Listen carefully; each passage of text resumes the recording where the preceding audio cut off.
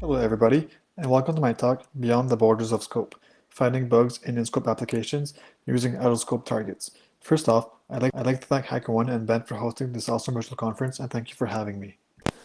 So who am I? My name is Jasmine Landry. Yes, I know it sounds like a girl's name, but I'm French Canadian, and we pronounce it as Jasmine, which is completely normal and not weird. I'm also known as JRock17 in the bug bounty community. I'm sort of a full-time bug bounty hunter since I officially work a few days per month only, meaning I spend more time doing bug bounty than actual work. And yeah, as most Canadians, I love hockey. To start this off, I'm going to talk about how I approach an application when I start hacking, how using out-of-scope assets can result in impactful bugs in the program's core assets. And lastly, I'll show a few examples of bugs I found. Unfortunately, I must redact most of the details, however, I can still show you guys the techniques I've used. Quick disclaimer, this talk is not about hacking out-of-scope targets. It's simply about gathering information from out-of-scope targets in order to help you find bugs in in-scope applications. Don't do actual hacking on out-of-scope applications. If you do, I'm not responsible for your actions. So how do I approach a new target? I try to figure out what's the app's purpose and what kind of bug would be the most impactful for their business. Does the program have a focus area, or do they offer bonuses on specific assets or bug types? If they do, then I must care about it, so I would focus on those. From here, I'm approaching it as if it were CTF. Ironically, I don't even like CTFs and I suck at them. But anyways, so I create myself a fake flag based off of the application's purpose and/or focus area and bonuses. If the program's focus area is authentication and they reward bonuses for auth-related bugs, then the flag I'm creating myself is finding an account takeover. I'll do what it takes to get it. Sometimes it works, sometimes it doesn't. Or if the app is built on PHP, then it's RCE or nothing. After giving myself a goal, I try to think of what other hackers might have missed on this application and what they didn't think of trying. That's where browsing around the application as a regular user would comes in handy. You get to understand the application's logic, and also you get to see what technologies are used, how pieces are put together, so on and so forth. From here on, it's practically just trying to find bugs and get some bounties. Again, follow the program's rules and don't hack on out-of-scope targets without permission. But that doesn't mean we can't do passive recon on those targets. It might not even be targets that's in the out-of-scope section of the program. It could actually be assets that you see interacting with the application you're trying to hack. For example, domains that are listed in the content security policy. Why are they there, and what's the relation between them and the target? Who built the site? Was it built in-house, or was it built from a third-party vendor? I've seen in the past sites that are built by third-party vendors, but then maintained by the target company itself. Sometimes doing recon on those third-party vendors can be fruitful. Of course, we can always look at GitHub, Stack Overflow, and other websites which could contain information that could help in finding bugs in in-scope targets.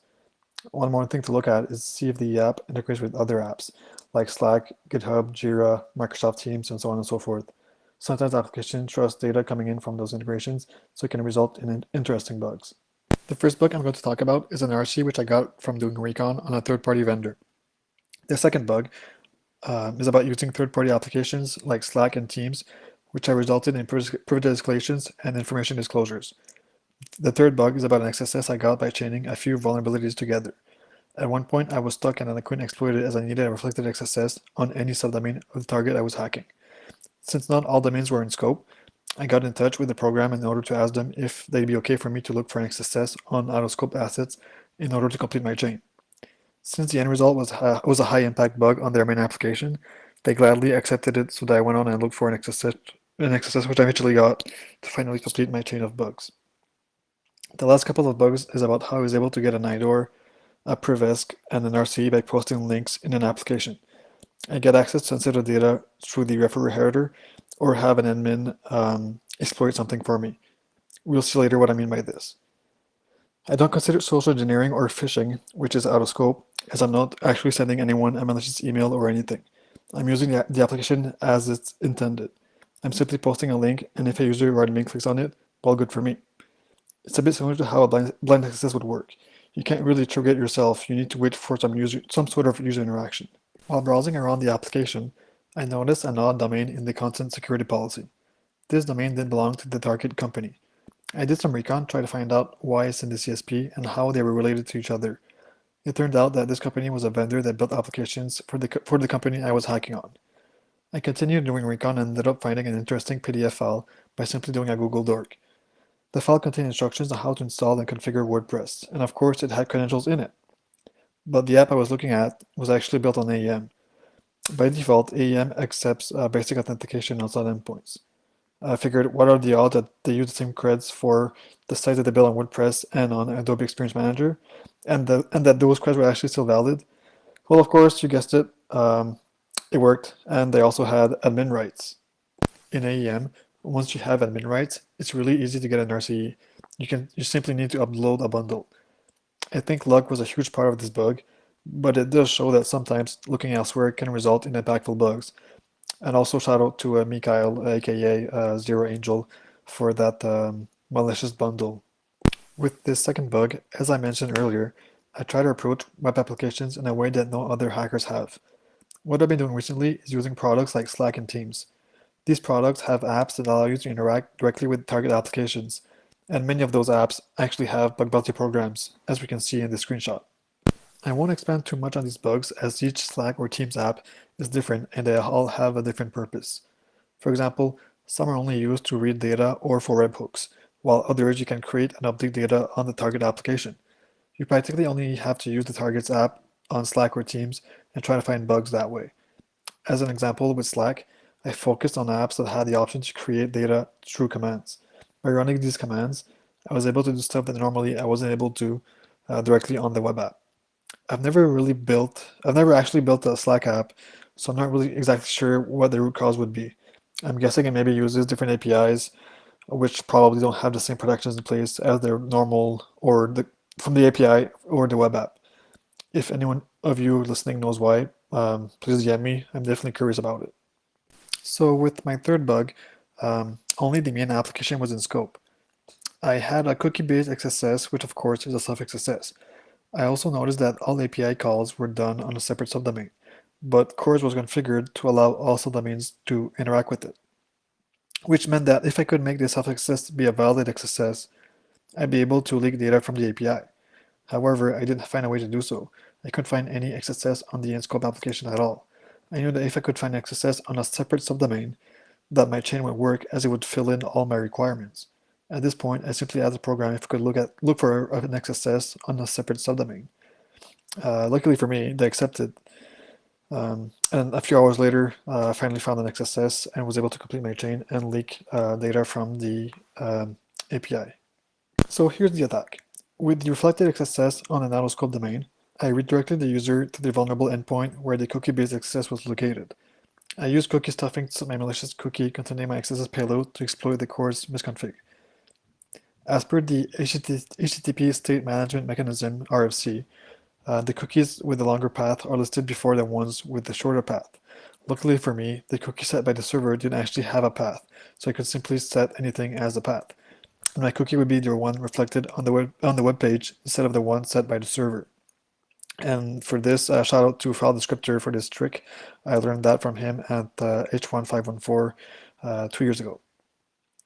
So now with my cookie-based XSS, I was able to make an XML HTTP request to the API host and leak PII data. I was able to complete this chain all because that the program allowed me to look for reflected XSS on nanoscope assets. So lesson to learn here is if you need a bug on a nanoscope asset to complete your chain, always ask permission first. So we're now down to the last round of bugs.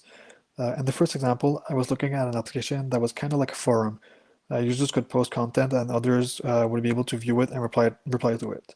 UUID version 4 was used pretty much everywhere, so on post IDs, user IDs, reply IDs, pretty much everywhere had a UUID.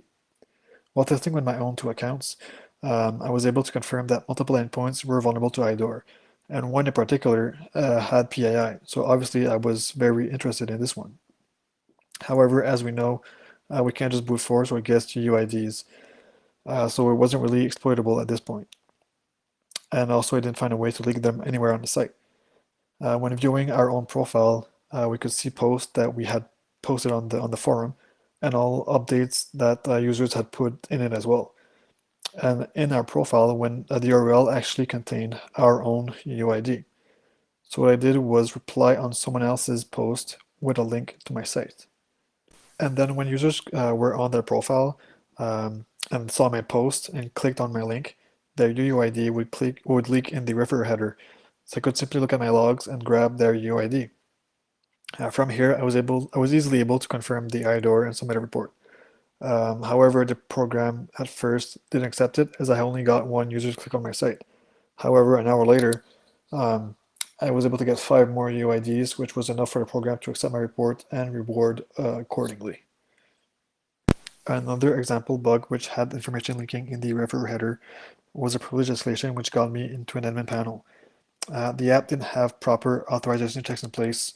Read-only users were able to escalate privileges and write content to the site. So this made me wonder whether the admin panel was configured in the same way. But the thing is, we didn't know the path to the admin panel.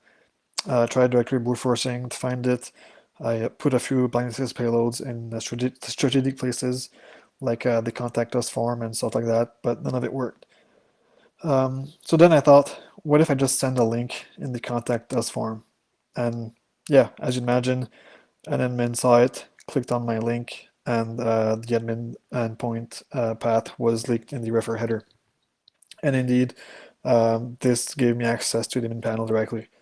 The path was quite random. It would have probably taken me quite a long time, let's say, to guess or brute force. In this last example bug, where I posted a link somewhere, this one isn't about a referrer leak like the previous two. It's something a bit different. I've been doing this for a while now, and I had some success with it, so I figured I could share it. To me, it's like the advanced version of blind XSS. Instead of popping a blind XSS in the admin panel, why not have an admin or an employee pop a shell for you? So here's how I got an RC on an internal asset. So this web application had quite a few features that required admin approval, with the admins being actual employees. While doing recon on GitHub, I found an internal Jenkins subdomain like jenkins.internal.domain.com. So I was curious to see if this server was vulnerable to the RCs that Orange found, I think it was last year. From my own personal experience, companies don't always patch their internal assets since they believe that they're secure since it's internal. But of course, this, as we know, isn't true. Unfortunately, though, I didn't find any way to get access to it. I didn't find any SSRF or anything, so I wasn't able to validate my curiosity. Then I thought, what if the admins do have access to it? Like if they're on VPN or just like in the office, maybe they have access to Jenkins. But how would I confirm this? So what I did is sent an access request, which of course required admin approval. In the request, I put a link to my site. Now the link that I put in the access request, it wasn't the actual Jenkins URL. I figured that if the admin saw that, he would have been like, how does this guy know we have Jenkins? I'm not gonna click on it. This is weird. It's fishy. I'll just ignore it. So what I did is put a link to my site, which actually redirected them to the Jenkins RC URL that I put. And since I was able to view the response, obviously, the RC payload that I put was a reverse shell that would connect back to my server.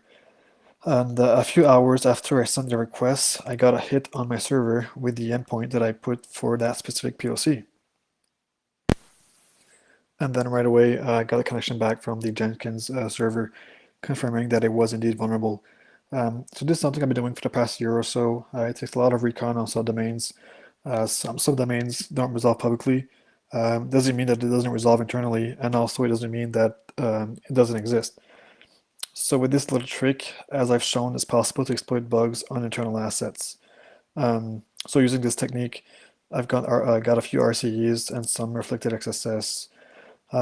Since it's completely blind, since you're not actually the one attacking the site, you kind of need to have a way of communicating back to yourself out of band.